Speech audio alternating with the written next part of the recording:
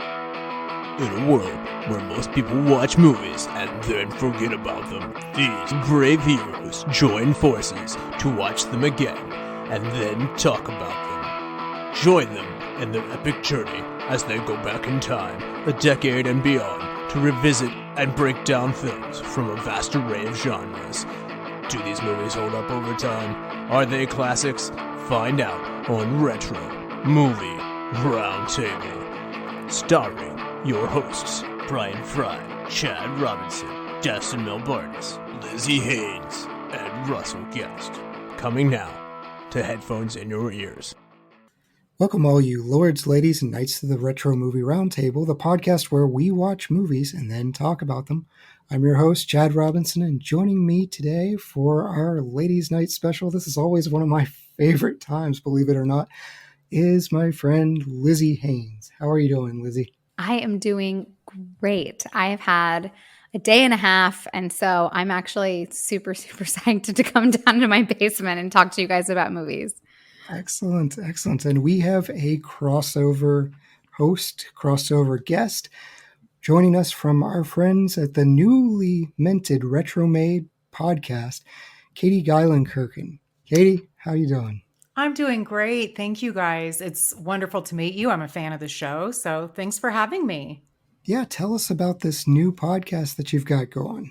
Yeah, I'm fairly new. So Retromade, your pop culture rewind. So if you like Retro Movie Roundtable, you're inclined to probably like my show as well. The format is slightly different, but similar enough in that I have seasons, themes for each season. And then I take kind of the pop culture of the time that the movie was released and kind of sprinkle that into the episode. So we kind of set the stage, get in that retro mindset by going over music and TV and all the happenings of the time before we get into the movie. And I have wonderful guests joining me most of the time as well. So yeah, awesome. Check it out. And your season 1 is Patrick Swayze, is that correct? It's two. It's the ultimate everyman. So it's Kurt Russell and Patrick Swayze. So they're movies that are from the 80s and 90s. I should have mentioned that as well. So movies from that time. So yeah, you've covered. If you like our podcast, we've covered Big Trouble in Little China and Backdraft. Katie's done it as well. So if you like our takes, listen to her. If you hate our takes, maybe Katie does it better. Check her out for that. It is fun to listen to the same movie on different shows just to see how it's covered differently. So I quite enjoy it. Absolutely. Although you have a Fox and the Hound podcast and you open it with that infamous quote, I had to shut off your show because that line that tears me up. I know.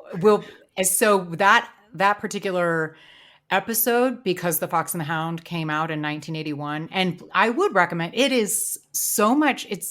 It's really good, but it is sadder than I recall. We also cover the birth. I covered the birth of MTV because it was the summer of 1981. Yes. Yeah.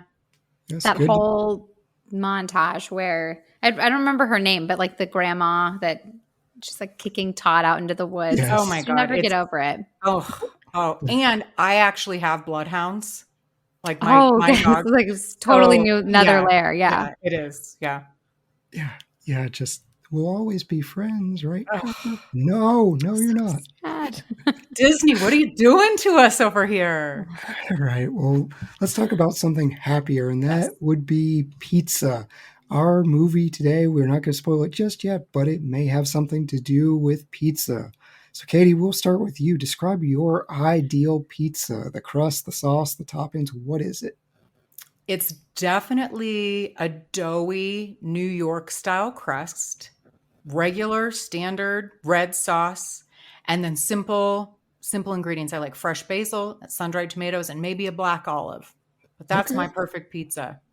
All right. What about you guys? Lizzy? So I'm going to shout out to Blaze Pizza. For anyone that has never heard of it before, it's kind of like Subway for pizza. You just go right up and do wood fire pizza. You can pick all your toppings. I love it because I can quite literally design it. My husband will tell you I'm very picky about my pizza. So I like a doughy New York crust, just like you, but I like a olive oil based sauce. So almost like the anti sauce, lots of garlic and Parmesan cheese, maybe a little arugula. That's my ideal pizza. Okay.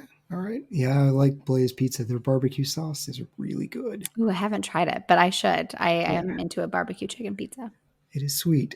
I love a good stuffed crust. I have not gotten Ooh, over the nice. whole like being 6 Pizza Hut thing.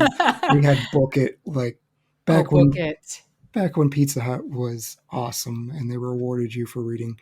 I think they still do that, but the little pan pizzas. The stuffed crust was a revelation. Traditional sauce, and just to make the internet mad, I want pineapple and ham on my pizza. I'll take pineapple. I know some people go up in arms with the pineapple, but I like a pineapple on my pizza as well. Chad. I love a good Hawaiian. What makes a pizza a no-go for you? We'll go to Katie. Meat. Any flesh. No go for me. Yeah. All right. Veggie pizzas. Yep. Like it. All right. I hate a deep dish pizza. I'm so sorry, Chicago. I can't do it. It's it's disgusting. Like I do not like as you can probably guess from my original, what I like on a pizza. I can handle a red sauce if it's really light, but deep dish, it's like they just ladle it on, and I can't. It's disgusting. We have a weird place here that people, it's almost like a courtesy smell that they make you go to in Pittsburgh. So they do a deep dish style pizza, but they don't heat the cheese. It's cold cheese sprinkled on top, and it is miserable. Interesting. Everyone's just like, you have to try this. But for me, it's if you put fungus on a pizza, I'm not eating it. No mushrooms for Chad, No, Pittsburgh loves mushrooms on pizza, and I am a transplant. That is my biggest frustration, is we put mushrooms on your pizza. Why? Are you a mushroom hater otherwise, or Yes. just on your pizza? Yeah, okay. Yeah, I think it's a useful gatekeeping tool for whether I belong in a restaurant or not. Like, they put mushrooms on poultry. I'd rather you didn't. Okay, got it. So, what was the last movie you saw, Katie? Well, the last movie that I saw in theaters, this will give you an indication of how often I go, was Creed 3. So some time ago. Wow. But other than that, like just watching a movie, other than the movie that we're about to cover, because I also have a movie podcast, I recently rewatched Roadhouse for a recording of that. So, yeah, I don't know. Do you guys remember that movie? Absolutely. Of course, yes. And it goes perfectly with your season that you're in. Yes. It does. Yes, Patrick Swayze hitting another person. Yes. What movies have you guys seen lately? For me, I explained this the last podcast that we recorded. I believe I was with Russell and Dustin. I am on a journey to rewatch all of the Insidious movies in preparation for the newest one in theaters. So we just finished. So I watched The Last Key, and I had never seen that one before. That one was a new one for me. I had not seen any of the Insidious movies in some time. So rewatching them felt like a completely new visit to me. I think I'd only seen the first one once. And Katie, I throw around a term a lot called cozy horror because I love scary movies. So I say this very often, that it's just this idea that the movie is scary in the moment and then you can just move on with life and it's not going to terrorize you during your everyday. Okay, well, that's good to know because I've not seen them. Well, Insidious, I was going to say, does not fall in this category. Insidious is very, very, like, I've been unwell watching these movies. That's a no bueno for me. I have been very afraid since then. So I have enjoyed my journey. I'm ready to go see Insidious, The Red Door in theaters. But so far, Last Key is as far as I've gotten. It's similar. I did watch The Red Door. So nice. Okay. It is interesting. I just lost his name, but the guy that's the lead, he's actually directing it this time. Oh, really? Patrick Wilson, right? Yes. Thank you. Nice. Yeah, I like him as an actor. You too. Mm-hmm. Okay. Yeah, for me, it's kind of more of the same with that series. I've just never been a big Insidious fan.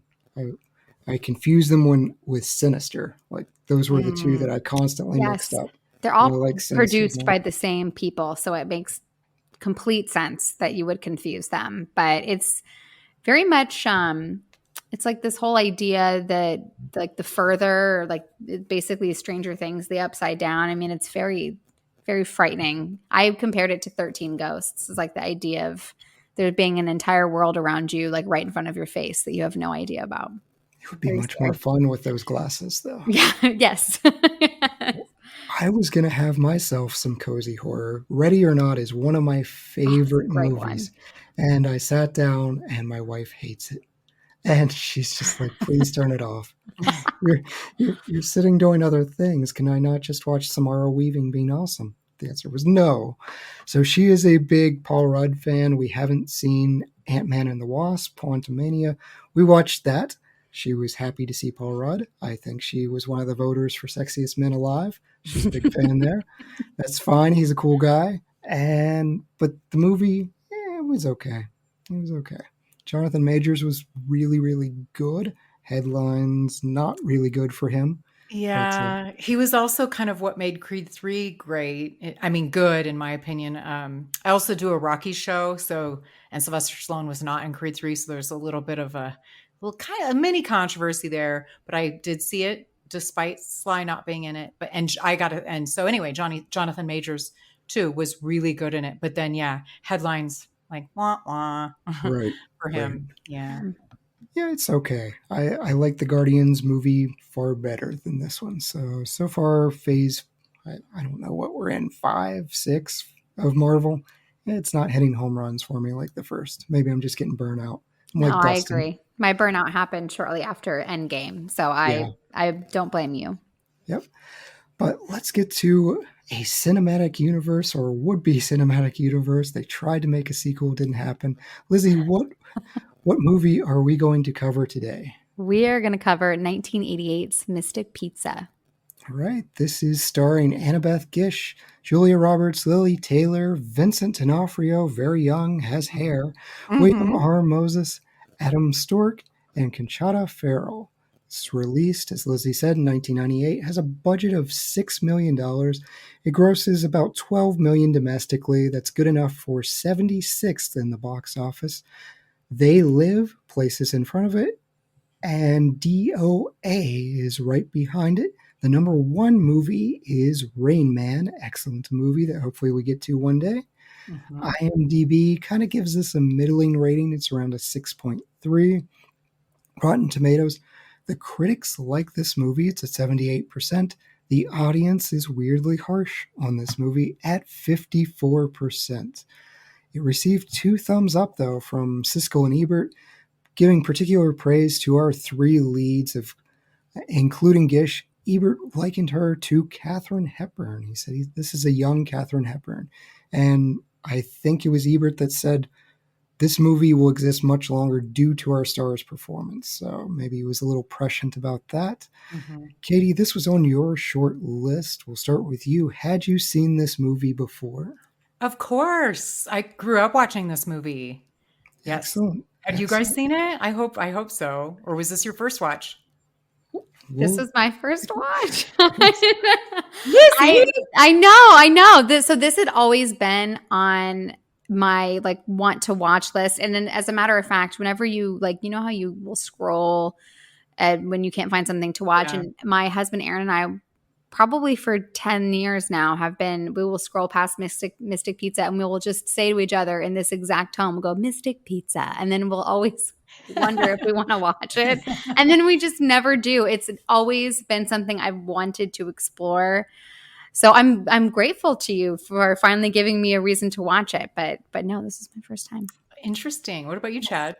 I had seen this. My wife hadn't, who Russell jokes because he'll go through, back when DVDs were a thing in stores, we would go to a store and he would flip through the rom-coms and things like that. And he would be increasingly horrified of how many I had seen. My wife makes me watch a lot of these. This was one that it just comes up in trivia for different reasons. And so I said, I'm going to deal with this, but she hadn't seen it. So I was excited when it was shortlisted. I was like, we're doing this one. Lizzy picked this one.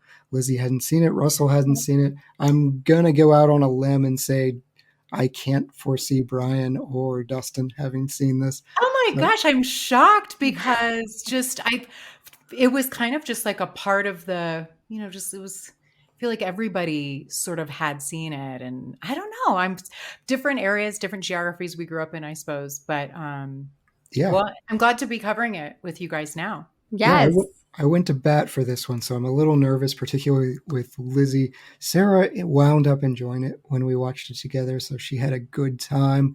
But Katie, you said you've seen this before. What were you expecting revisiting this? How long it had been? And do you think it still holds up?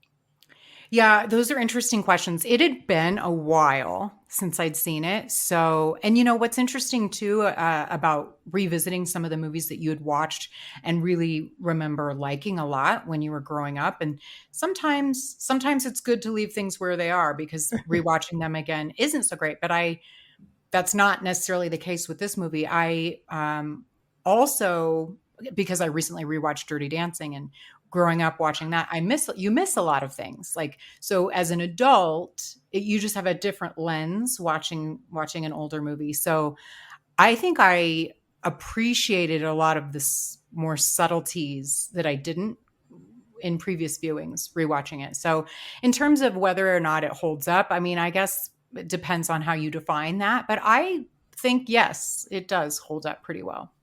All right. And Lizzy, brand new experience for you. We don't want to spoil too much of like your end ratings, but did you at least enjoy yourself while you're watching this? Yes, I loved it. I felt like it scratched so many itches that you just naturally expect when you watch a rom-com. I'm a huge Julia Roberts fan, so this was always, again, something that I had wanted to visit and just never have.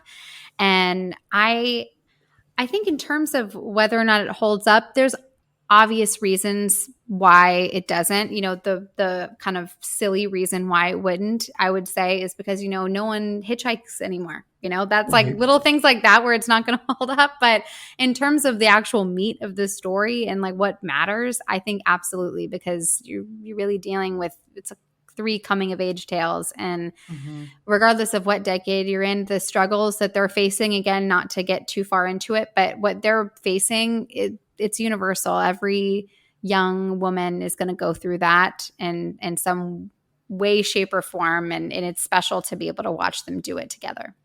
I'm excited for that perspective because I cannot offer that type of perspective. I do feel like I'm cheating on Dustin. We have covered 3 movies together. Dustin would always joke that this is the Retro Movie Roberts podcast. Oh, now he's not here to share this, but I am very, very happy to have Lizzy's point of view. And Lizzy is going to spoil this movie. So if you have not seen Mystic Pizza, please check it out. Sounds like you'll have a good time. We're going to take a quick ad break and we will be right back with those spoilers. Welcome to the All 80s Movies Podcast. I'm Bill. And I'm Jason. And this is the podcast where we talk about the blockbusters, the flops, and everything in between from one of the freshest decades for movies, the 1980s. So whether you're a brain, a jock, a valley girl, or a Jedi, we've got some 80s classics for you. Do these movies stand the test of time? Are we discovering something new? Is there an 80s movie we're finally watching for the first time? Join us each week as we dive into the cinematic nostalgia that inspired and influenced a generation. From the hits to the cult classics, we'll discuss our earliest memories, favorite scenes, fun facts, and our not-so-favorite movie moments, too. It's the All 80s Movies Podcast, now available on all major streaming platforms. Please subscribe and happy listening.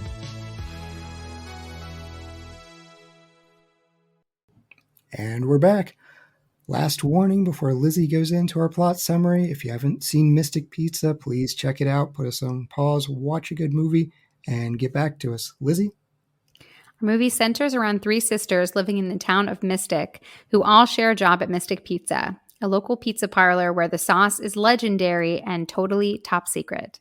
JoJo is spunky, ambitious, and loves fooling around with her boyfriend Bill, who is ready to make a commitment through marriage. JoJo, however, is not ready for all that marriage can bring. Daisy is a zesty and carefree girl who has a summer fling with a rich law student summering in town with his family. Kat, the youngest, heading off to Yale in the fall, is babysitting for a local architect, Tim, while his wife is in London. Kat is a great babysitter. However, her and Tim blur lines together, making things even more complicated when Tim's wife comes home. While all three girls face their own unique challenge, they each lean on each other to make their way through it all. JoJo realizes her love for Bill is real, and they finally marry. Daisy is ready to think ahead and plan her future, and in doing so, starts to consider Charlie as more than a summer fling. Kat heads to Yale, taking her next steps with hope at her bright future ahead. Very nice. The Arujo family.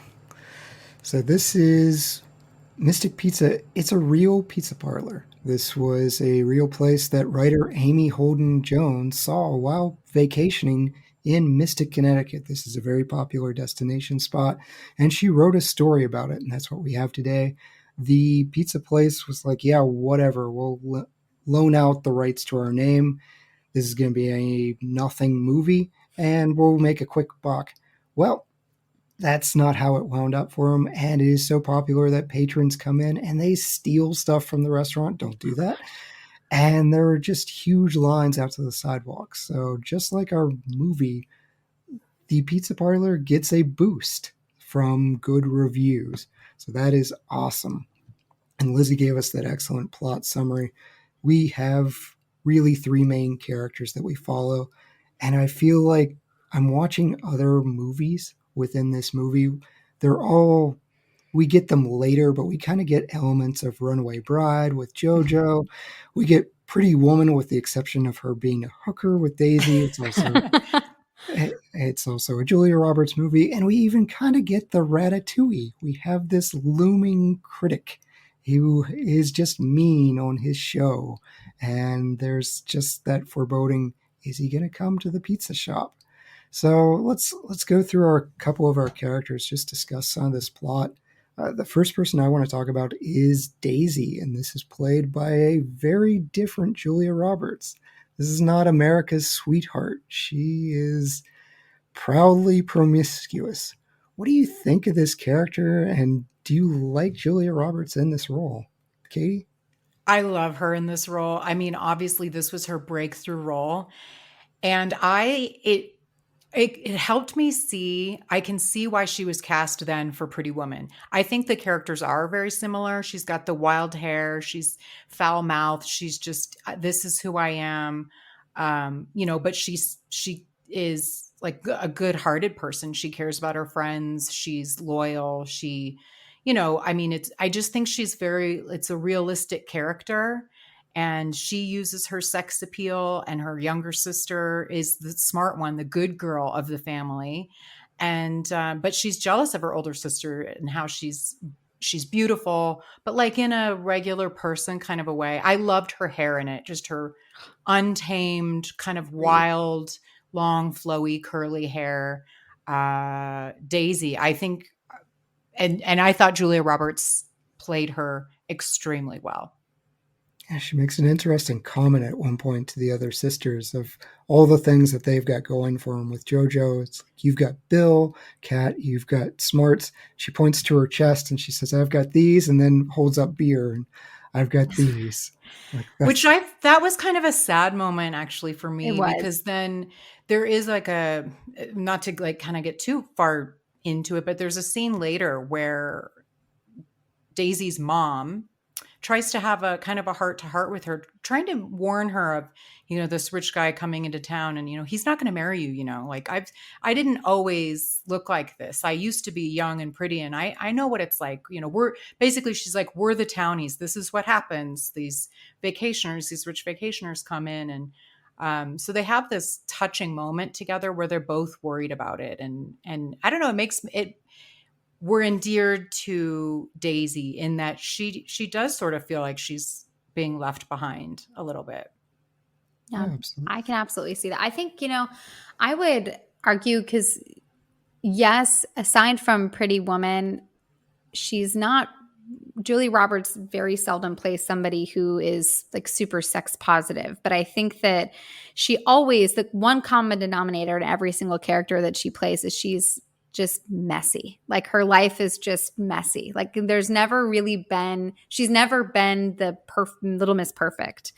And, in Runaway Bride, she has like massive anxiety attacks every single time and in The Pretty Woman, it's kind of self-explanatory. And I think that she always is this charming, lovable hot mess. And I think yes, that's a really good way of putting it. Even though it's different in this way, like she's a little rougher around the edges, I think I completely agree with you, Katie. I think that probably watching her in this movie was like, she's got to be our Vivian in Pretty Woman, because she is able to do and say things with a charm that is just cannot be taught. Like she is just stellar. And she gets away with it. Like, it's a Julia thing. Yeah. What about you, Chad? Do you like her character in this? I do. At first, revisiting this, it's a little jarring. I'm used to Conchata Ferrell being very foul-mouthed. So it's very strange hearing Julia Roberts drop F-bombs and Conchata Ferrell's character chastising her. Saying, watch your mouth. Language. Because I think of her mostly as Berta from Two and a Half Men. And she has a very sharp wit. So this was a different character for me to revisit. I think when I first saw this, I wasn't that familiar with the character. I do. Julia Roberts is charming. She just has it. I don't know what it is. It is it. Whatever she says, even if it comes off as horribly offensive, it can still be, there's a bit of charm for it. Like you'll give her a pass of just saying terrible things. And how many people could literally pour fish juice on your Porsche and you are just going to forgive them right then and there? I actually asked Aaron just to be funny because he was so mad. I was like, and he's like, you just forgives her so quickly? And I was like, well, you'd forgive me, right? What'd he say? He said yes in the way that I know he's lying because he doesn't know. Yes. I actually noted that too. That he's so very quick to be like, it is what it is. Yeah. But I think being rich is helpful in that it's Yeah, he has to drive was it a BMW that he has to trade it out for? Yeah. That's the ultimate shame for a rich person driving a middle-class car. Let's talk about Charlie for a minute. Is he a likable love interest? I kind of think he is at first. I think he grew on me. Like, I think at first you're like, oh, here we go again. Like, here's the standard, like, douchey rich guy. But, then we do see, where I thought the movie was going to go, I guess he had a few redeeming qualities in that I thought he was just going to use her and lose her, which is probably what most of his do in that town. And then he also is insecure himself. Like he got kicked out of law school and he feels like a failure in his family. And, he does come around in the end. Like he kind of redeems himself as like a pretty decent dude. So I kind of liked that layered nature of him, that he wasn't just your typical like good looking rich guy. Did you guys feel differently? No, I liked him. I thought he was like, I think that I would have liked to have seen a little bit more of his charm. I think that it was there. I loved the hitchhiking scene that I mentioned earlier where he tassels her hair and tries to like hike up her skirt and try to look all sexy. And he's like, hold on, let me try. And then he does that too. And even in that fish scene where she pours all of the tubs on his Porsche and she's like, I messed up. And he's like, but you did it with 100% effort. He every now and again, he had these funny one-liners. He did. And, but you can really tell that I think what probably turned into a fling for him really did grow into something more. And I think eventually at the end, it leaves a lot to the imagination of what could be. But the fact that he's at the wedding reception, scooping up ice cream, probably doing something he's never done before. He's willing to go out of his comfort zone to show how down he is for her. And so I think, I think he has potential for sure. Oh, he clearly had never scooped ice cream. Roll up your sleeves, young man. Right. Just to interject about what I miss about the 80s movies is a guy really did have to put in some effort because he had to find her. Like he had to go to her house and wait for her to come home. This was before cell phones. So he legit did have to put in some effort to woo her. He couldn't just text her, He had to meet her very religious mother and talk to her. I had the same feelings as Katie initially. Like, here's this rich jerk who probably should be named like myself. I hate that association. Aww. I never had a frat, but that's where the name went for a while. He's throwing around money. He's just being a huge cocky jerk. But I think what makes him interesting is the bad things that happen to him and how he takes it in stride. Having his car ruined and he doesn't flip out. He doesn't call her names. He's just like, hey, this was something you were passionate about. Great. I love seeing the passion. This is my sister, by the way. You're clearly embarrassed. I'm not going to rub your nose in it. He does joke a little later. And then his awful family, who are just making Portuguese slurs and everything else right in front of his date. And they're talking down to him. And he clearly still loves them because there's conflict as to how Daisy handles that. But I think all the horrible things that happen around him make me like him more. He does go to the mom. I like that phase. That takes guts. You're right. You can't just text someone and say Netflix and chill. Mm-hmm. This is going to the religious mother and, hey, we are going to go out. We'll be back in this time. I will have her back. We won't be violating any norms. I also loved the scene where he blows it. Like he makes a scene and he acts like a jerk, despite the fact that his family was being super rude and classist and all of the things. But she is mad at him because she expects that from them. But she's like, you're throwing me in their face. You're using me in that moment to kind of get back at them. So I liked that it wasn't tropey, I guess. I like that this movie's didn't seem super tropey. The other thing that I kind of forgot about, and I'm curious to see what you guys think, is the, and maybe it's a geography thing. So this is in Connecticut, obviously Mystic, Connecticut, in like a fisherman town or a fisherman's village. And the idea is that there's a lot of Portuguese people, like working class community. I had never seen that in a movie before. Like usually it's like, I don't know, you see like some other ethnicity, I guess. I guess I had never seen, I don't know if that was like a thing. Did you take note of that at all? I've in terms of its accuracy, I've actually never been even in close to Connecticut and to Mystic outside of being very young. So I think whether or not that's accurate, I'm not sure, but I feel like it's on the tip of my tongue where something somewhat similar has been done before. But even if it hasn't been done necessarily through race, it's been done in movies in many other ways, like with class. Class, for sure, yeah. And it is interesting how, the movie, only other movie I can kind of parallel it is Summer Catch. Do you guys remember that movie? It was like a teeny bopper movie with Freddie Prinze Jr. And that was in Chatham. So like kind of close. Yeah. And but I don't think I ever remember there being a minority community that was highlighted, but there was definitely this idea of like townie versus someone who was coming in summer. Vacationer. Yeah. And I'm going to give you one and you're going to say, oh, how did I miss it? My Big Fat Greek Wedding. Oh, yes. Oh, yes. Good call. Yes. Good call. But that is a great one. Perfect example. Mystic does have a very, very high Portuguese population. And that's one of the things where I felt. Then it totally tracks then.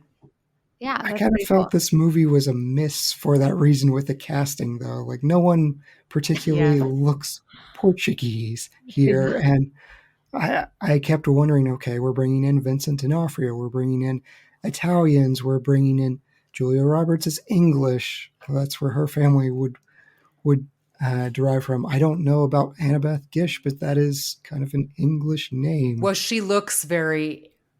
I actually thought she looked more like the. What do they call the rich kid? Like white bread guy. They even say that. Like she kind of even has that like, I don't know, Mayflowery type look to her. Yeah, maybe. For sure. It's her style.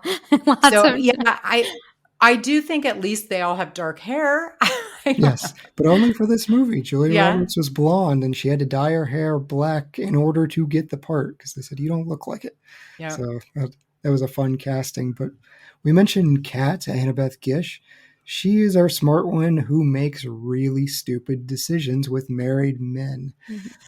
She's only 16. Did you, like, in real life, she was only 16 filming this? Oof. Oh, wow. Yeah. But yikes. She plays an 18-year-old. But I don't know how stupid. I think that, I guess, sorry, I didn't mean to interrupt, Chad. I was just fine. In that, I think it's very relatable because she has zero experience. Like this is like her first love. It might have even been her first kiss. And so she doesn't know better. Like, she's just letting her feelings take over, it seems. I completely agree.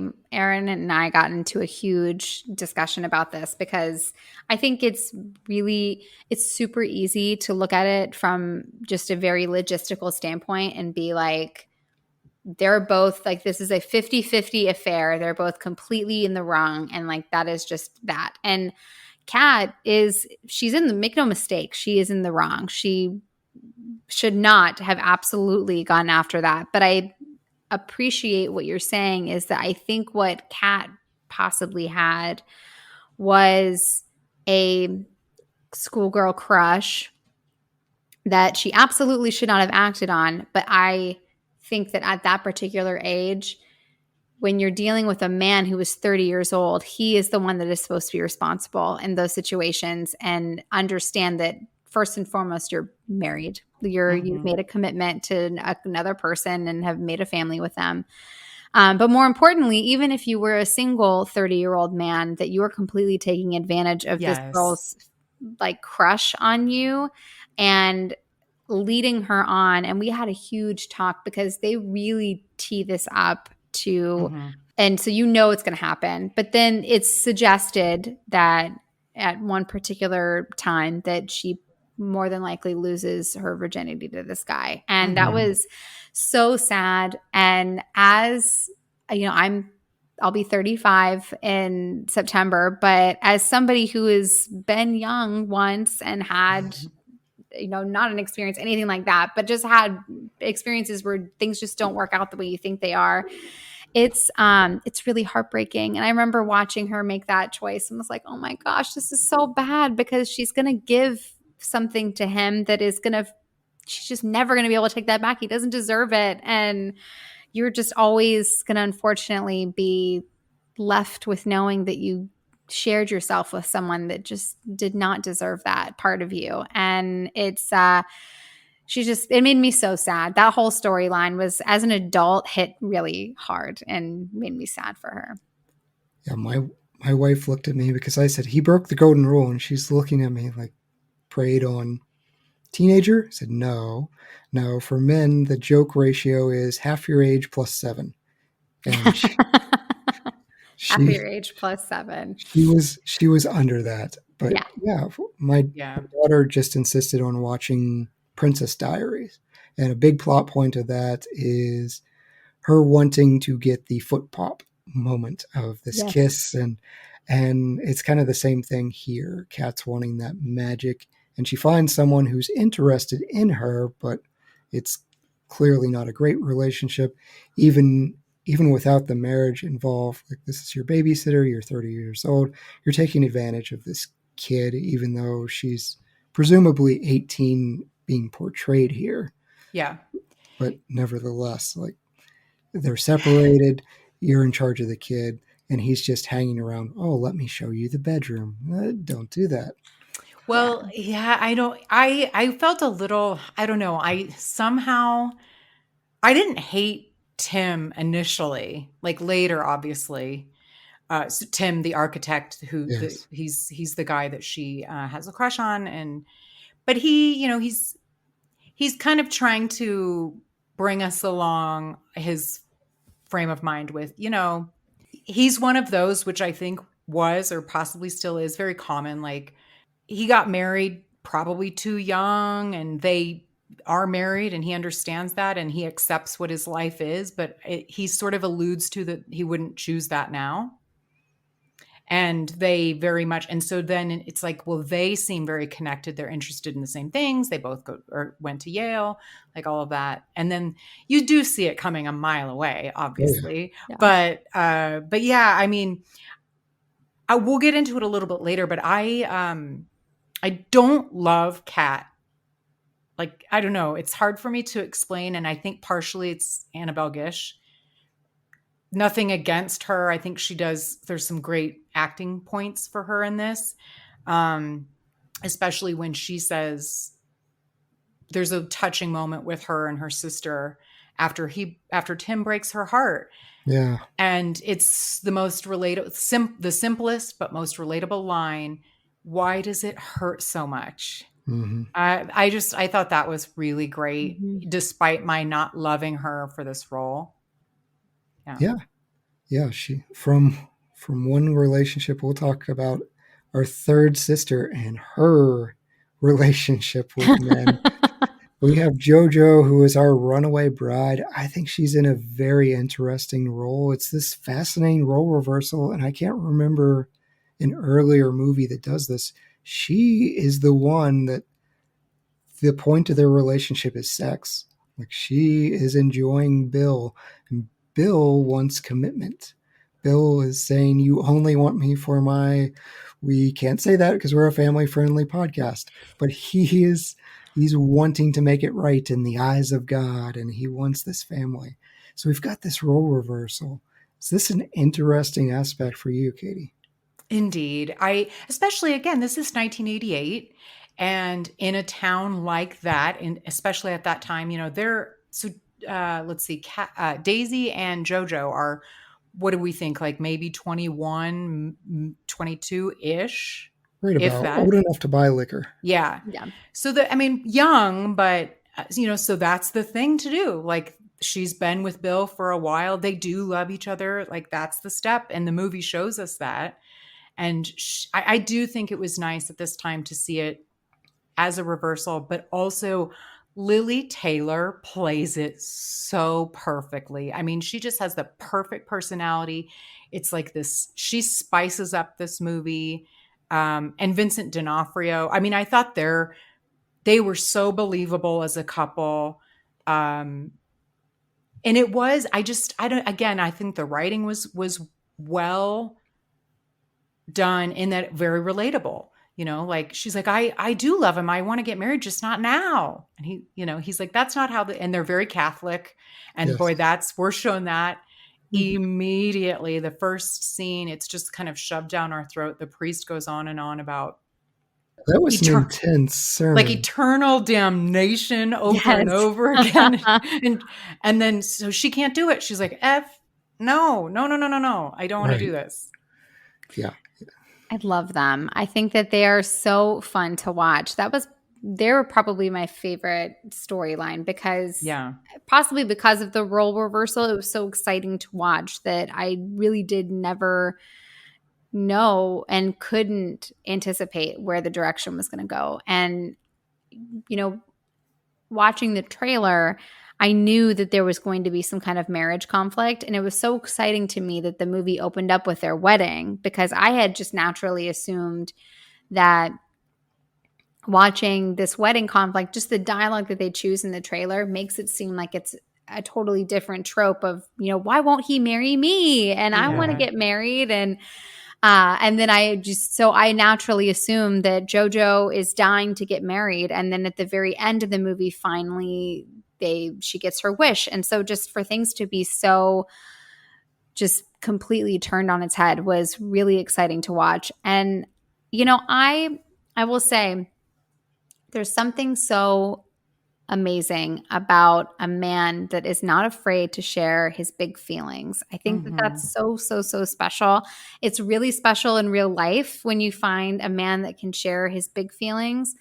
And it's really awesome when you find it in a movie and done in a really genuine way, not in a way that's like Tinseltown over the top, never would actually happen, but in a true, like, listen, I'm just going to like lay it all on the ground here.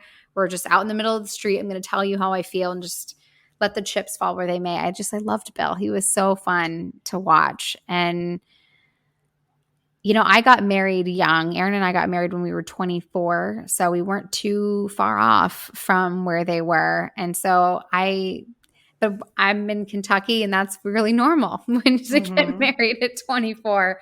So I think if it feels, I think finally she just kind of realizes that you might not ever fully be ready for what marriage is going to have. But if you found the right person and you're ready to commit to them, then, it just go for it. Well, and over the course of the movie, she sees her friends and the types of relationships that they're having.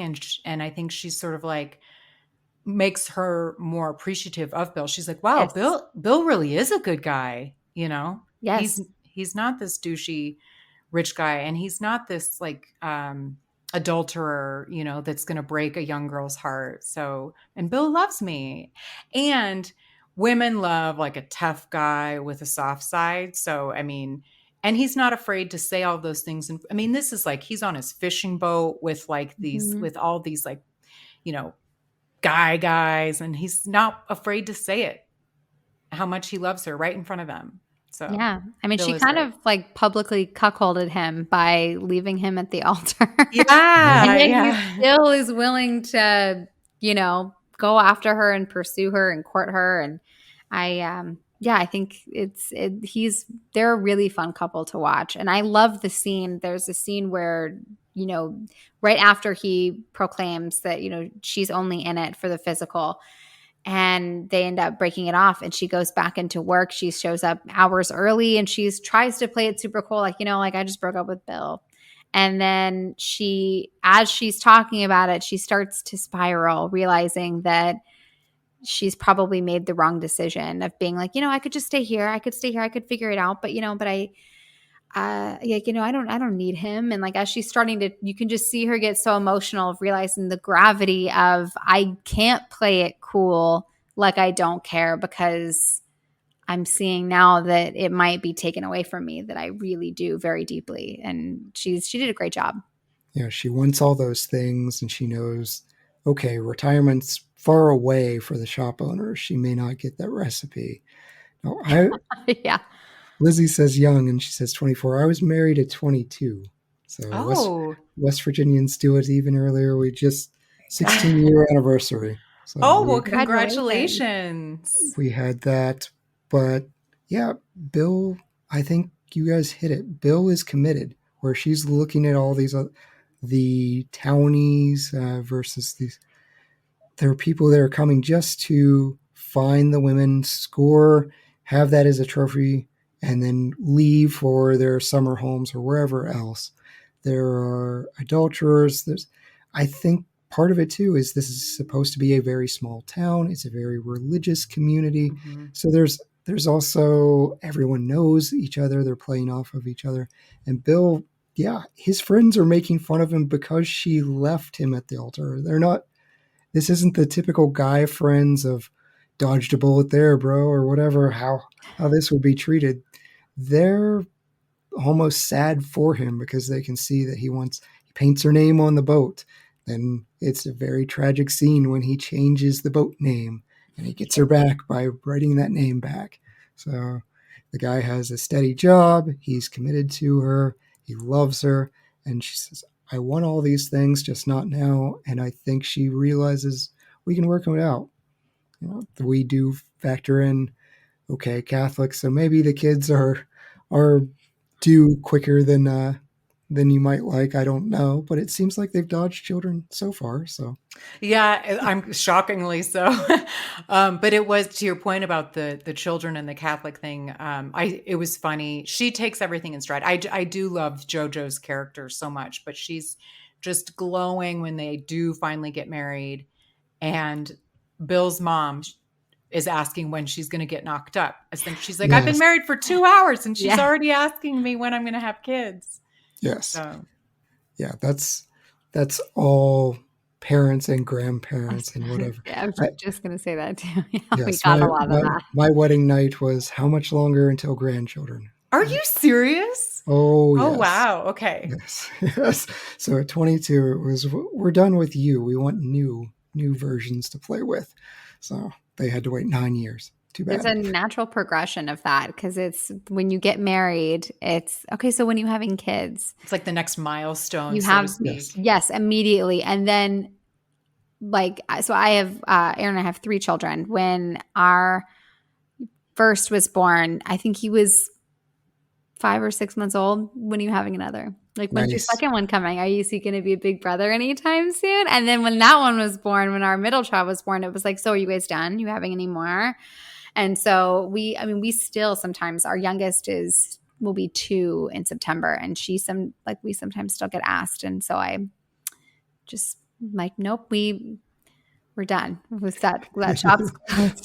So I think we're finally retired from being asked personal questions. But yeah, it happens a lot. It's wild. There's a bit of schadenfreude of like parents that go through the children, and they don't necessarily want you to be happy. They kind of want you to share in the misery. Like, I can see that. I can't sleep, so I don't want you to sleep. Go have kids. Yes. Yeah, I can see that. If you were like a bratty child, they're like, you'll get yours when you have kids, kind of a thing. Mm-hmm. Right. Yep. So our last plot point here is this critic. It's kind of looming over all of our romance, all the things that are happening. And he's a bit of a scary critic. And he's just bashing, I can't remember what it is initially. He's going to town, Gordon Ramsay all over these people.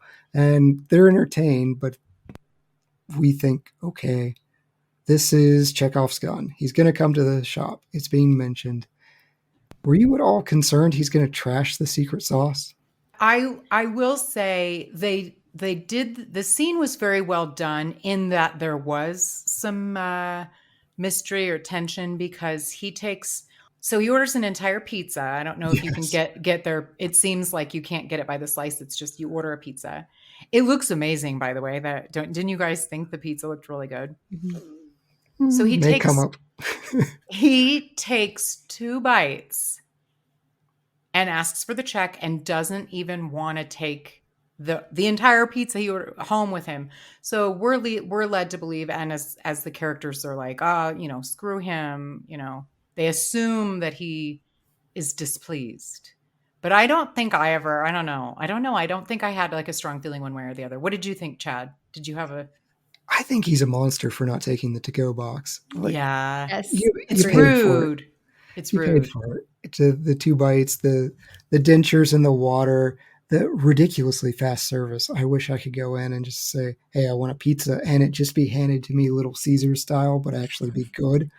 And yeah, he does say that he's not a pizza guy, though. Right. Yeah. They feed you enough red herrings that I think there's a genuine concern of, okay, he's not going to be brought back to his childhood via Ratatouille. He's just going to eviscerate this place, and they're going to move on, and you'll get the secret recipe and whatever.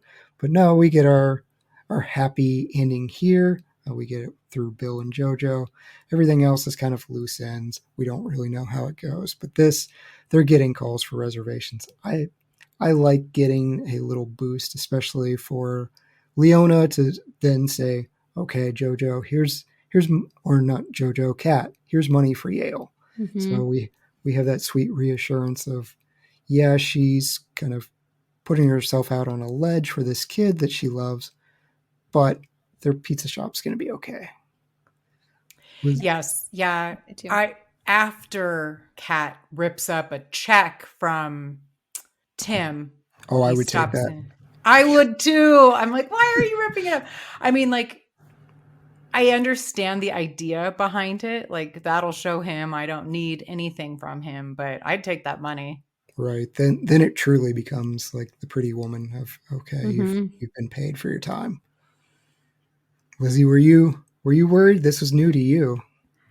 No, I feel possibly the first time that I had seen it in a world where I was much younger, I think I probably would have been concerned if that were the case. But having watched it for the first time as an adult and as, just a self-proclaimed movie lover, I've seen enough times where something like this is teed up to really get you to think it's going to be a flop, to know that, hey, they would never put this in this movie, not this kind of movie, if it were going to be a flop, that he's going to love it. I will say, though, that you cannot get an accurate read on anything by taking 2 small bites. I mean, that was poor judgment on his part. I'm glad that he gave a great review to Mystic Pizza, but to me, it just felt untrue. I wish that I understand why they did it, because they wanted to have the element of surprise on TV, but I think that they possibly could have done it just more authentic in the moment, where he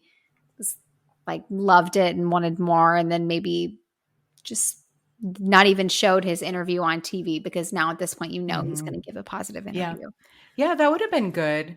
I myself, it just shows me how little willpower I have, because if I love something, especially a good pizza, I couldn't eat 2 bites and put it down. Like, I don't think I could actually do that. I'd need to eat more of it. The crust matters.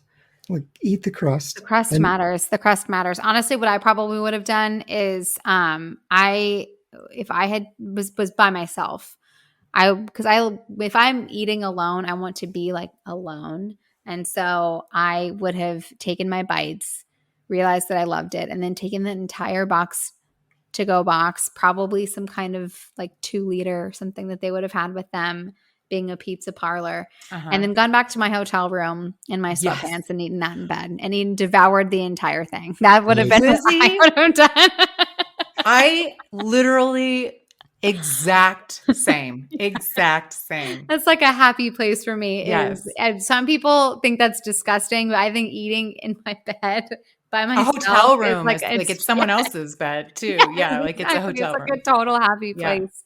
You've got your wine, you've got your pizza. And the sweatpants matters. Yeah, you got to be comfy. You have to be comfortable. And they have to be stretchy. You're going to get bloated with all of that crust and bread and everything. So you need some pants that have some give. Yeah. It's important. We're on the same page here. Yes. I will nod and smile for the podcast. Sure. There's no shame in a guy just shoving pizza down his face, so we don't have that same challenge. Katie, what bucket do you put this film in? I think there's a lot of places it could go, but where are you personally putting this? Ooh, that's a really good question, Chad, because I think when I was kind of doing a little bit of, research for today, it shows it as like sometimes a romantic comedy. Like, I think a lot of times it's grouped in the rom-com. I don't like rom-coms, generally speaking. So if this is a rom-com, maybe it's an exception, but I would say it's a dramedy. Okay. That makes sense. Yeah. Lizzy, how about you? It's your first time viewing. I completely agree. I think it is absolutely a dramedy, because there really isn't a main character, first and foremost. It's really an ensemble. And usually speaking, the formula that romantic comedies take is it's like strictly like guy and girl, unless you're talking about like Valentine's Day, like one of those like rando movies.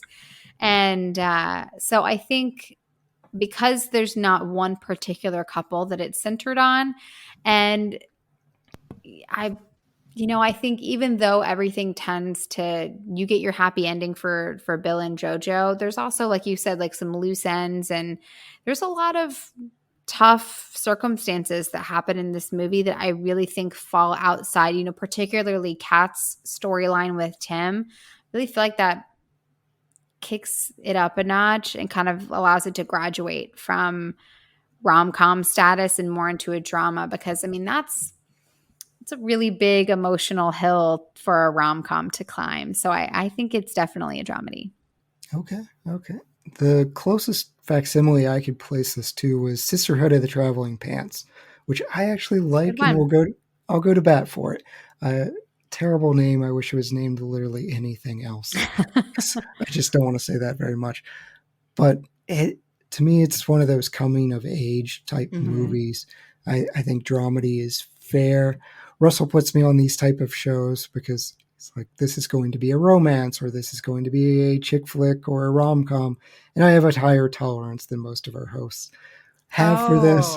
And interesting. So this is kind of my bailiwick, horror and romance comedies. It's a very, very strange. You're balanced out then. Yes, because I'm fair. Although I was not on First Wives Club, and that one didn't work for me. It made me so sad. I wouldn't have been helpful to you there. Who was that? Was that Brian? Oh gosh, it was Dustin? Brutal. Dustin and Brian, they just ripped it to shreds. It was bad. Oh, well, Lizzy, you're the solo woman on the show. Yes. And I feel that because I'm on another show. Actually, I'm on a whole network of action stars. I mean, so can you imagine the testosterone that fills our backs hurt, right? You know? But also just in podcasting, I guess there seems to be fewer women just generally somehow. So I feel you that it's, you really have to like hold that ground hard. Internet people are awful to women in all forms of media. So, Lizzy has been such an awesome addition to our show, and we love the perspective, even though sometimes we are not in agreement on the movies. It's great to be brought back into that spectrum, because otherwise we get trapped in the sci-fi or whatever of the day, and it's just it's no fun. I'm a big horror fan myself, so Chad and I have that in common. So I can balance it out a little bit, but it's fun to volley. I honestly think that my favorite podcasts are either the ones where we all can unanimously agree that it was just epic, or there is some kind of tension. Those are also equally fun, and the ones that are kind of in that middle range tend to not be quite as enjoyable. So I think that makes sense. Yeah. So I think it's win, lose, or draw. It's always fun. Yes. Let's talk some alternate casting, because these are always fun. Gloria Estefan, she turned down the role of Daisy. She said she wasn't quite ready for that yet. Do you want Gloria Estefan in this role?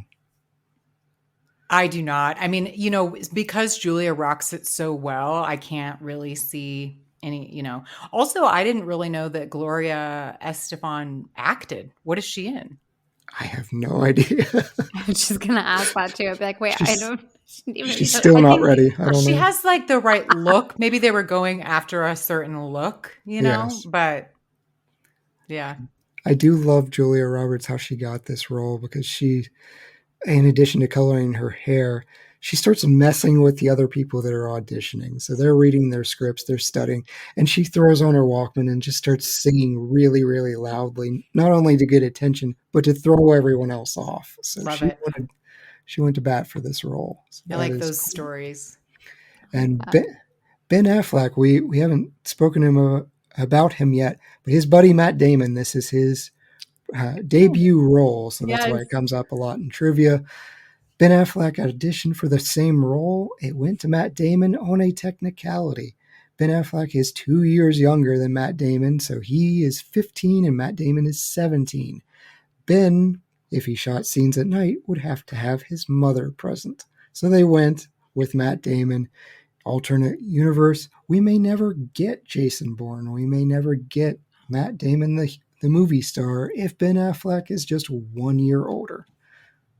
Matt Damon looks the part better, because the whole family is kind of the blonde look. Waspy. Yes. Yeah. Terrible name, though. Steamer. I mean, what? Yeah. Lots of jokes.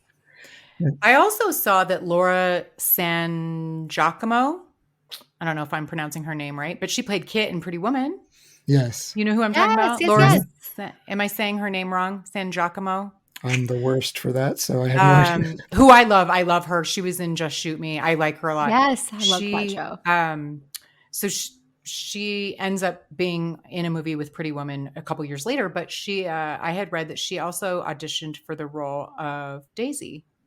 Okay. She would have been good. I think Yeah. she's so great as Kit for all the reasons that Julia Roberts is great too. She's got that sassy spunkiness but she also is able to somehow layer it with a little vulnerability so that you like her and you want her to come out on top. So I think she would have been able to do that really well.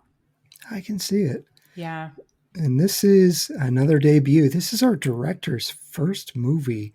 And I'm really bad at paying attention to some of these directors. Apparently, I like Donald Petrie, or Same. at least from what I've seen. So he starts with Mystic Pizza. He does Turner and Hooch, not the movie, not the Tom Hanks one. There's a TV movie, apparently. But the Grumpy Old Men is in his repertoire. Yes. My favorite, Martian. Miss Congeniality is great. I will still go to bat for How to Lose a Guy in 10 Days. All the other guys are wrong on this podcast. I remember liking it. Yeah. It's a good one. I mean, it's not going to win an Oscar, but No. it's fine for what it is. Just My Luck. Little Italy was his last one. I haven't seen that, but we did cover How to Lose a Guy in 10 Days, 2003. That's our episode 21, very early episode. So here are three guys before Lizzy joined to save our podcast argue on whether this is a good movie or not. Kate Hudson's beautiful. Of course she is. She Glorious is, yes. movie. I would say Would have this been a good one too. I'm really impressed if this was his directorial debut. He did a really good job. He did. Yeah, it's He did a incredible. great job.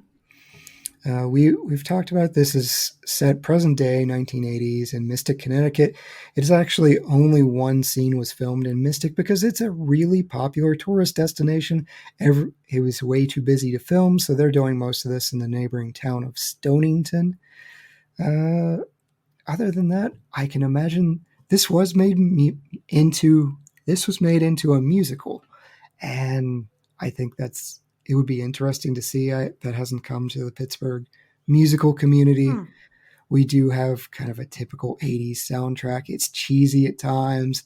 Is It Hot in Here is playing when they're shooting pool. That is just glorious 80s cheese. There's saxophone. Appropriate It's of the time, appropriate yeah. times. Yes. I love it all. I imagine Russell just seething at this soundtrack. Did you guys enjoy it? Do you want to see a musical of Mystic Pizza? I don't want to see a musical. I'm just generally not a fan of trying to milk something for the last dollar if something is popular. So I like this movie, therefore I'm like, just leave it be. I would, if the same characters were to have come back for a sequel, I would have maybe been on board for that. But I don't care for the musical. I will say on the music front, though, I didn't really notice the soundtrack. But what I did notice was that typical old world musical cue kind of throughout, especially when we're kind of in the pizza parlor and stuff and like the town plays a part in this movie a lot. Like I could feel Mystic, so I liked that aspect of it more so than the soundtrack itself. I love that you said that because I love how older movies use music to tell you how you're supposed to be feeling. Yes. I love it so much. And I miss that. It doesn't happen nearly as often as it should. But I loved it. I mean, I'm a huge 80s fan. I love just the drama of it all. And I think it was absolutely perfect. But I would see a musical. I'm a huge musical nerd. And I'm not necessarily for milking something for all of its worth, but I am a very obsessive person. So if I really like something, I just want to dive in head first and absorb as much content about it as humanly possible. So I would absolutely go see Mystic Pizza and soak in all of the corny saxophone I could. I think I would see this. Okay. I think it'd be interesting. I had a really great time with A Funny Thing Happened on the Way to the Forum. We covered that earlier in the year. That's a fantastic comedy and a musical as well, a Broadway musical. I'm here for it. I want to hear them do the Frank Sinatra "I've Got You Under My Skin," or have the girls actually singing Aretha Franklin's "Respect." Oh yeah, that was a good. I liked that. Yeah. Yes. So any of that, if they can get the rights to, I don't know how the movie went, or if they made, or the musical went, or if they made original music. I'm sure they did to fill in some of the areas, but I'll see it. So, you guys ready to hand out some awards? Yeah, let's do it. I think so. All right. Katie, we'll start with you. Our MVP of this movie can be director, actor, supporting actor. Who do you have? It's Julia Roberts. Now, technically, there were like 3 leads, so I think like the supporting versus lead, like that gets a little wonky here, but it's her breakthrough role, and I think it allowed her to get Pretty Woman, which then she goes on to become a superstar. And, you know, like we had talked about, she just has a quality about her, relatable, like she's not too perfect. The way she delivers everything. She's got this sassy attitude. She really just solid performance by Julia Roberts. Yeah, she's wonderful. She's hard not to pick. Lizzie, did you go Julia? I did, for all the reasons that you just named. I mean, you just can't take your eyes off of her. When the camera's on her, no matter who's talking, you're looking at Julia. It's just, she's magnetic. So I have a rule when I'm doing movies like this, if almost everything is working for me, I tend to go with the director. And Donald Petrie, Nice. Good one. As far as his directorial debut, I think he knocked it out of the park. Like, you cast the right people, you put the right people in the right places.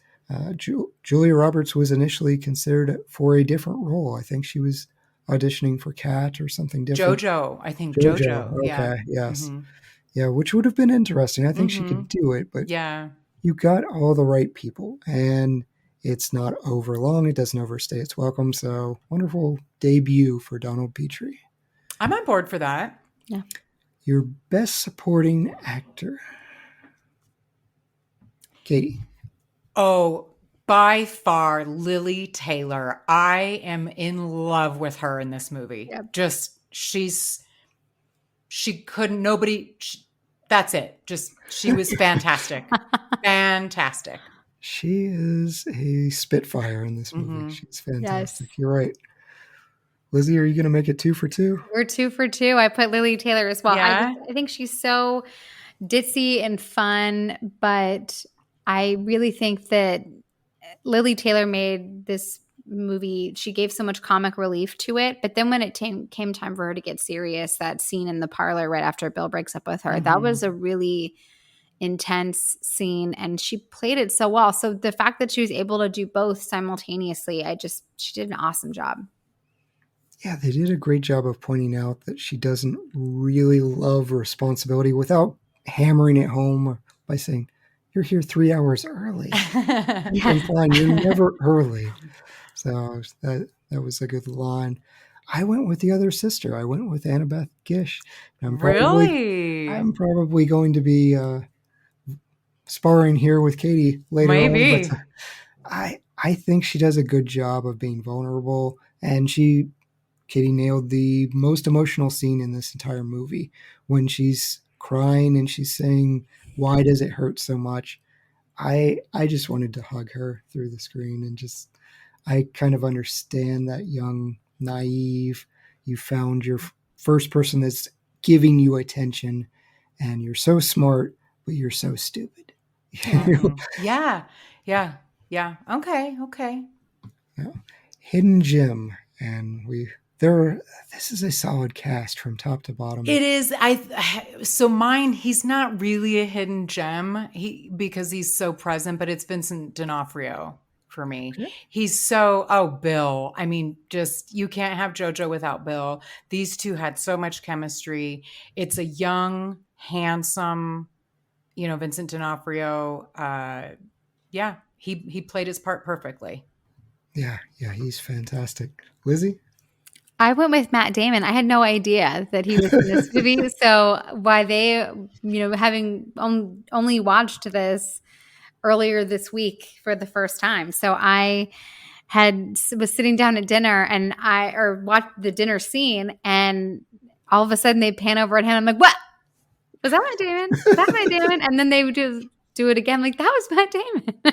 Then it's fun when that happens. Yes, it was really fun. Then I IMDb'd him. Like, this was his like very first role he'd ever been in. And so we had a good laugh out of that. And so that was fun. Yes. Not someone that looks like Matt Damon. It's just meaningless throwaway role. That is fun.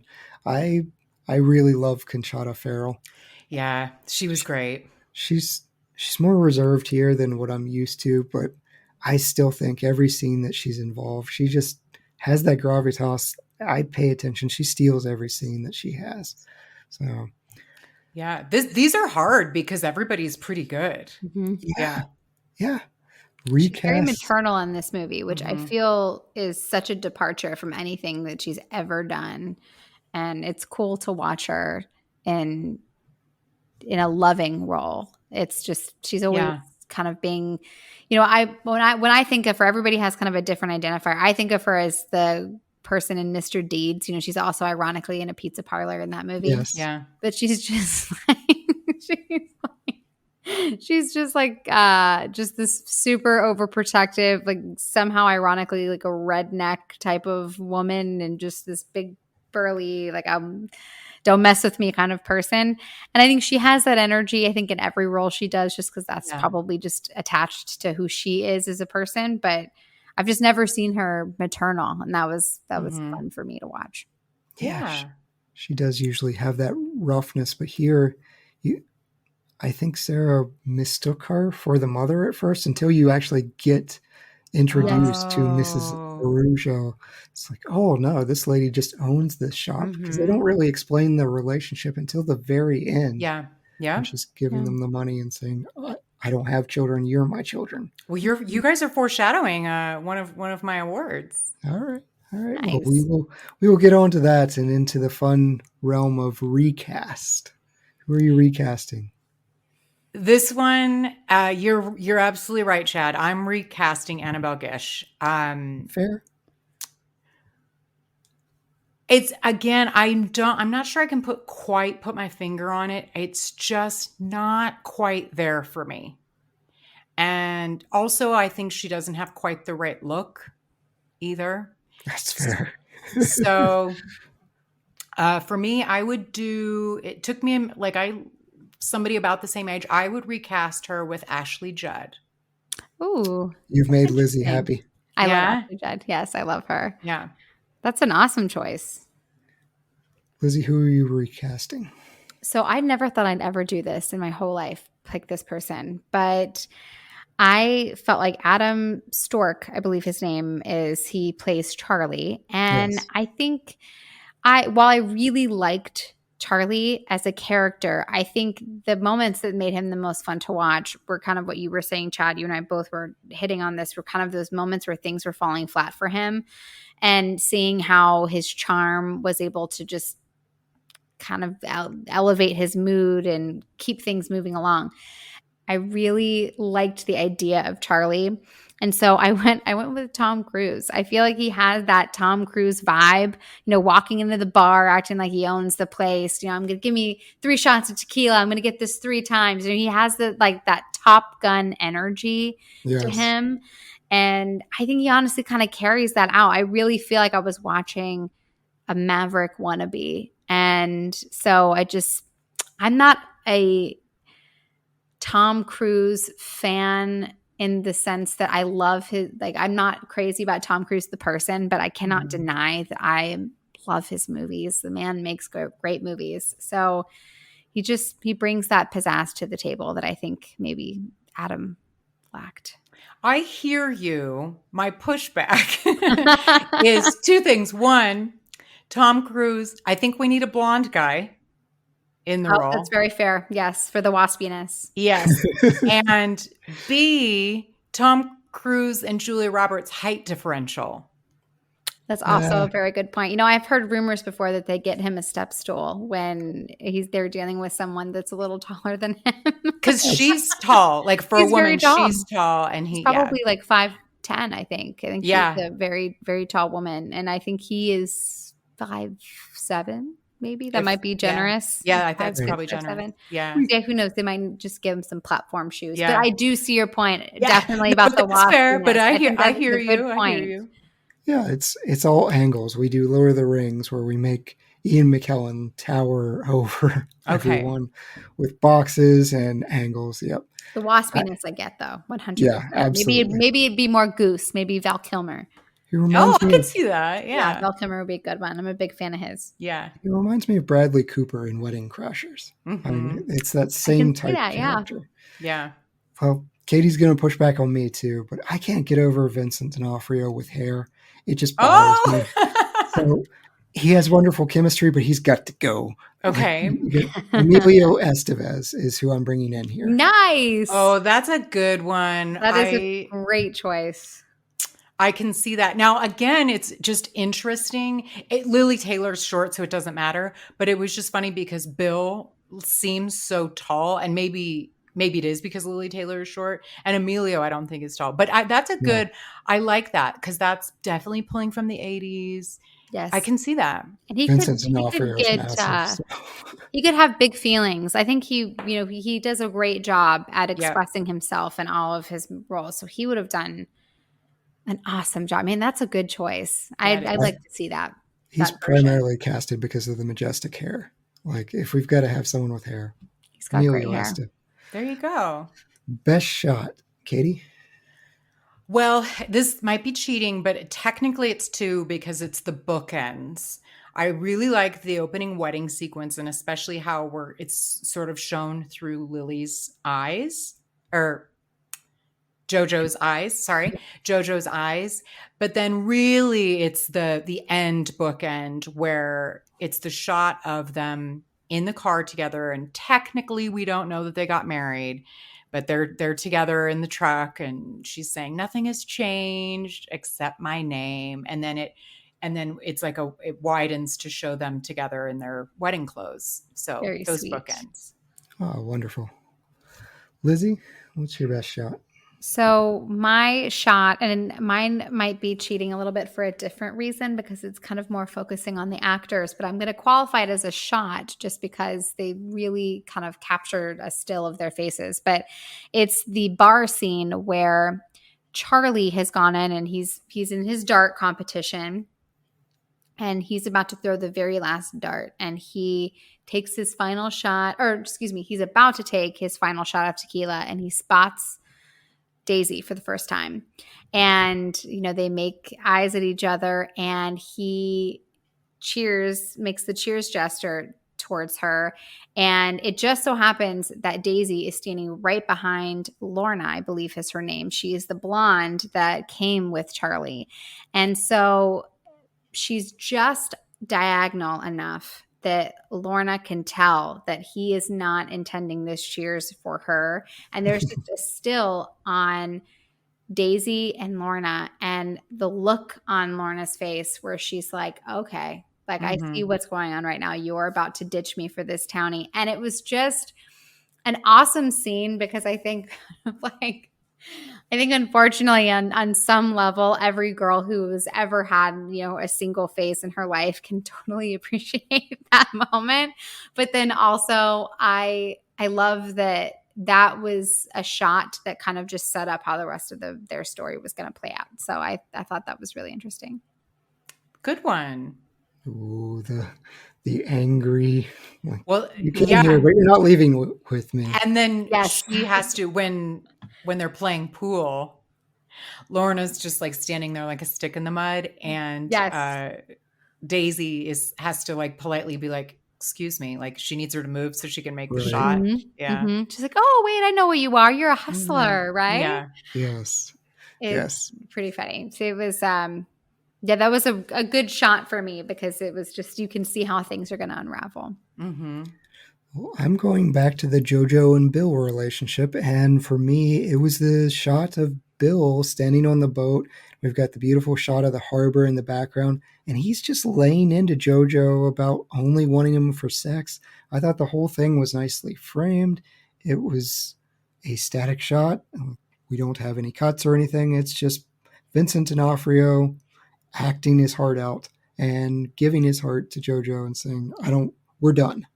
And you get the friends in the background who are just a little bit shell-shocked about all of this. As we mentioned, big feelings are coming out. So I really like that shot. Best scene. That's my best scene. Oh, okay. Yeah, your best shot. Yeah, Bill, he's like, I'm telling you that I love you. Yes. And all you care about is, and then he says, how do you think that makes me feel? In front of everyone with the word nympho written on his boat, covered up JoJo. And just how she's frantically, because she's on like the dock walking up. Just that scene is so perfectly done. I loved it. Yeah, it's great. He's given that classic female line of how do you think that makes me feel? And I love that relationship, that everything's just flipped on its head. I love that. Lizzy? So I actually put the scene that happens immediately after, where JoJo shows up 3 hours early to her shift. And because she starts to do the thing where, she's prideful and her ego's kind of gotten in the way. She hasn't even, it's like the reality of what's just happened hasn't even hit her. And so she's, like, I don't really want to talk about it because I broke up with Bill. Like, we broke up. And just the way that she starts to spiral in real time about, saying like, this is a good thing because like, I don't even want this. Like in a couple of years, I'll get to retire and I'll find out, or you're going to retire and I'll find out what's in that sauce. And, I don't need Bill. I don't need a man. And she starts to realize like, wait a second, this is real. And he's broken up with me. And it's like she starts to just the evolution of that entire moment. I've just thought Lili Taylor's acting was superb. It was so amazing how she was able to go from being cocky to overwhelmed to just in kind of despair, all within 2.5 minutes. I mean, it was really awesome. I'll take an economics course. Yes. Yes. No, I agree. There are a lot to pick from, but yeah, that was a really great scene as well. You both picked excellent acting, and sometimes I am just a simple man who likes simple things.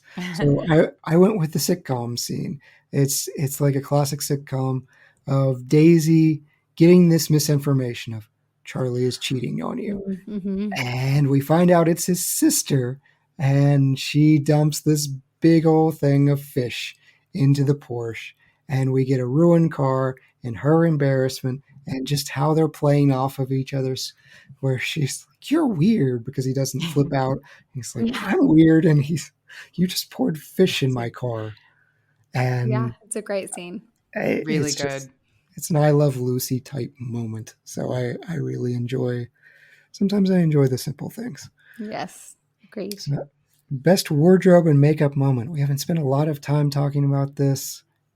Katie, what's your favorite wardrobe from here? Well, I don't know if I would pick one, possibly Lili Taylor's like leggings outfit. But for me, it's more overall, just that it's not fashion forward. It's very just realistic. Like the clothes that they're wearing it is just like an oversized shirt with some leggings and just the t-shirts at the pizza place that say a slice of heaven or something. I really liked the real nature of their clothes, that it wasn't high fashion, I guess.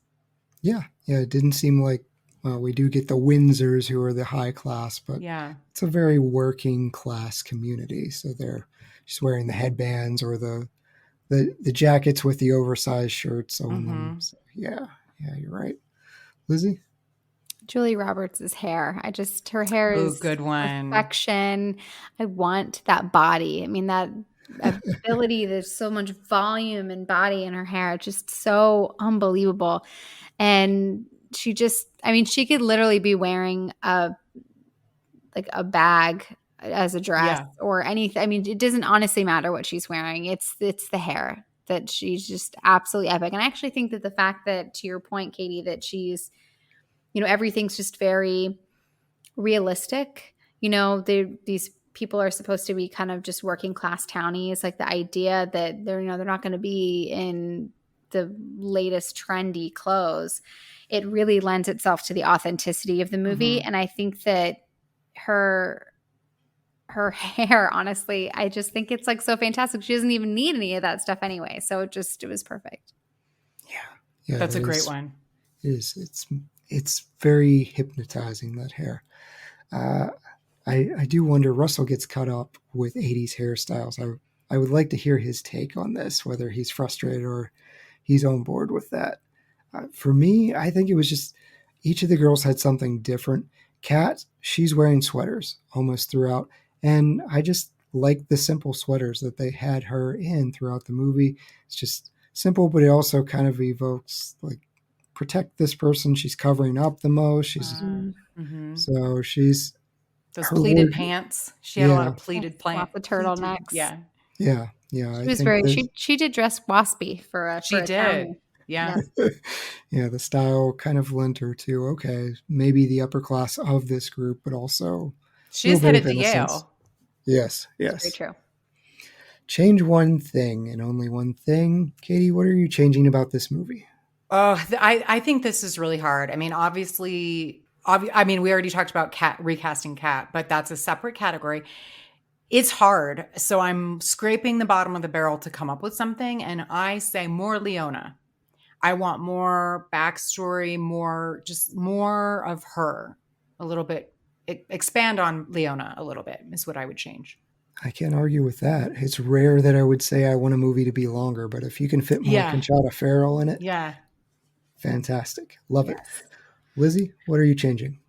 So I have two, but my first was I want to know what's in the sauce. What's in the sauce? I think it would have been so cute, because she hands the cash to Kat. I think it would have been super cute to then, maybe she can give something tiny to Daisy so that she doesn't feel left out. But then to JoJo, she is a wedding present, like slips her a little envelope to be like, maybe read this when you're ready. She's like, it's the sauce. So I think that would have been cute. Maybe not to even necessarily know what's in it, but I like that better. She's going to figure it out. We don't know, but she knows. Yeah. Yes. I think that would be fun. And also, this is just like a small aside, but I always hate it when there's the trope where there's a husband having an affair with a younger woman, and then it turns out that the wife is like frumpy and old looking, and I just feel like make the wife hot. Like, why not? Like this. You can be a jerk even if your wife is hot. And I just think, you don't do her dirty like that. Like her what's so old. I hear you. I think to some degree, because she was very like a classy, like she wasn't ugly. No. Just I think it's just older. In the 80s, people looked old. Like she probably was 30. I don't know. Maybe it was the permed hair. Maybe it was something like – it was definitely the style and the hair and the very ghostly makeup, which I think were all things that were very popular in the 80s. So I think you have a very strong point. She seems not fun though. Yes, she definitely did not seem fun. But I was like, oh, man, come on. Like, make the wife hot. Don't make her – Don't do the wife dirty. You will receive no argument from me. Make women more attractive. Like, I'll take it. Fine. Yeah. But I'm going to go to your first point. I'm going to go to the pizza as well and change something.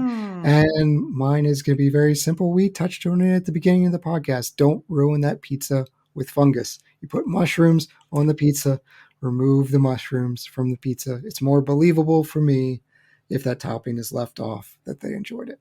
So, okay. That's going to be my ridiculous crusade. You can tell I didn't have many problems with this movie. It was hard to come up with something. Yes. So best quote, Katie. Remember, we're a family podcast.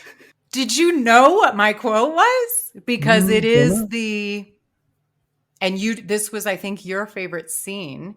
It's where when she dumps the fish guts in the Porsche and she says, I screwed up. Yeah.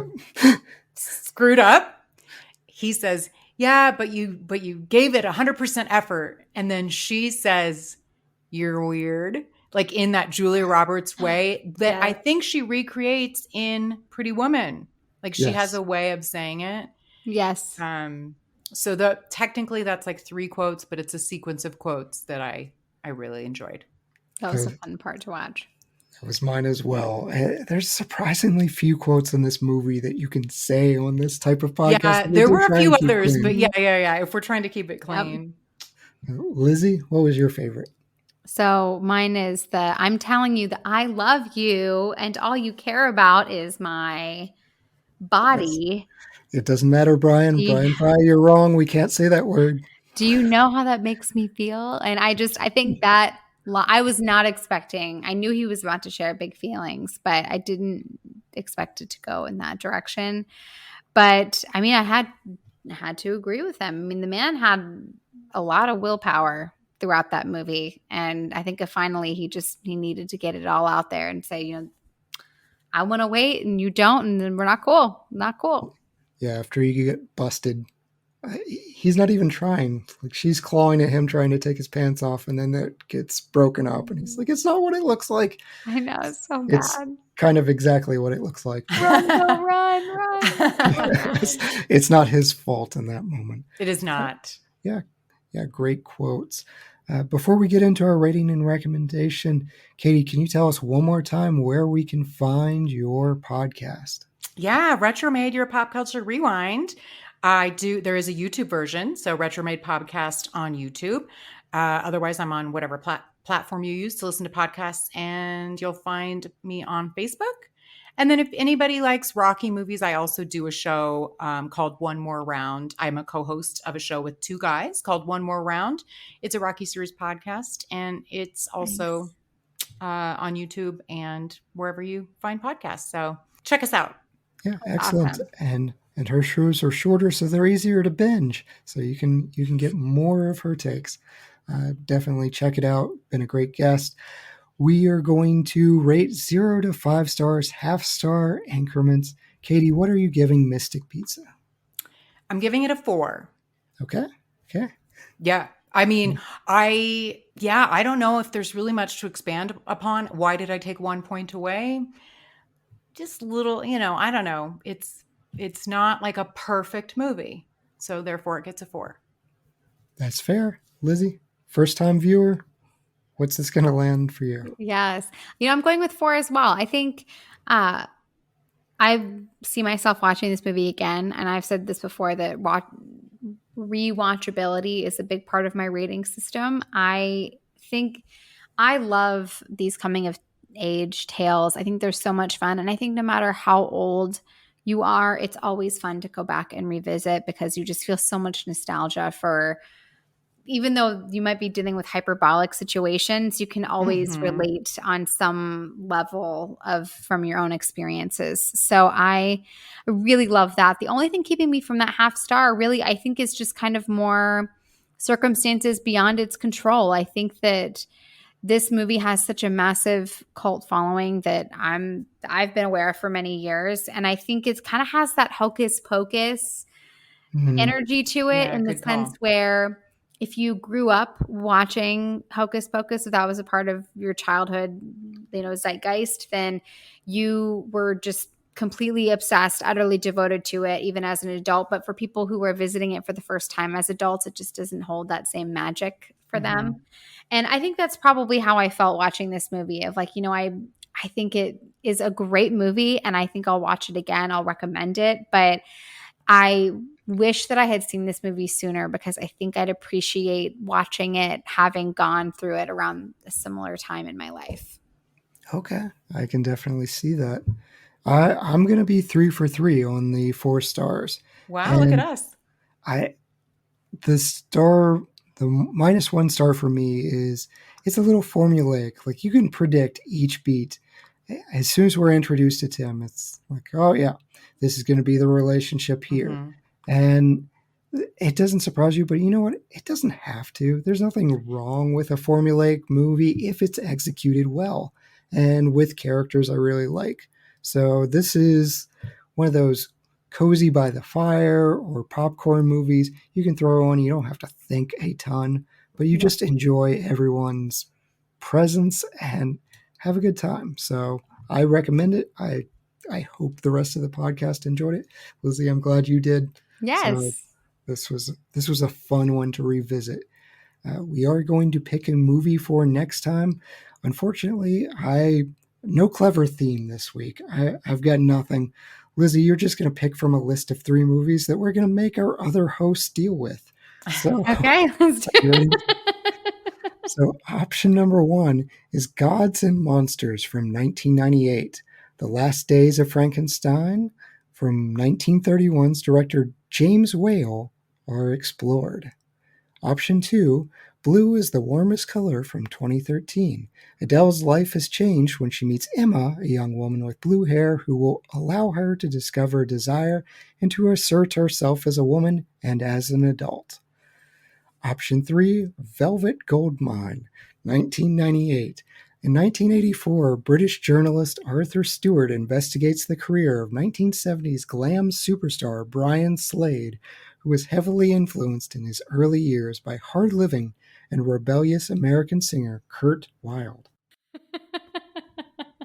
Blue is the warmest color. Excellent. Okay, I think we've alluded to that before. We had some scheduling problems, so yes, we are going to return and we are going to cover Blue is the Warmest Color. Katie, thank you so much. Thank you for the recommendation. We all clearly had a good time. You've been a wonderful guest. You've got a wonderful show. Please check it out. Thank you guys so much. I, to be honest, was a little nervous, Lizzy, when you said you hadn't seen it before, because it is one of those that I was like, uh-oh, because you grew up watching something and loving it. And then if somebody just recently watches it, you get a little nervous. So I was so happy. And for the most part, we were all pretty much on the same page. So yeah. I had a blast talking about Mystic Pizza with both of you. So thank you so much for having me on. Yeah. It was so cool to meet you. Wonderful. And thank you, all the lords, ladies, and knights of the Retro Movie Roundtable. We invite you guys to reach out to us because we want to hear from you only if you have nice things to say about us. Subscribe, rate, and review us on Apple Podcasts, Spotify, Google Podcasts, Stitcher, Pandora, wherever you get your podcasts. Subscribe to us on YouTube. We don't have video, but you can listen to us on audio. Just have that on loop. Give us a like on Facebook, Instagram. Follow us on Twitter at movie_retro. You can email us at retromovieroundtable@yahoo.com. And remember that producing and providing you guys with this entertainment is fun for us, but it is not free for us. So we invite you guys to support our stage through Patreon. Patreon.com/retromovieroundtable. Any contribution is greatly appreciated. You want to be part of the Cool Kids Club, so it'll help make this show better for you, the listeners. As always, thank you guys so much for listening. Be good to each other and watch more movies. Lizzy? In case I don't see you, good afternoon, good evening, and good night.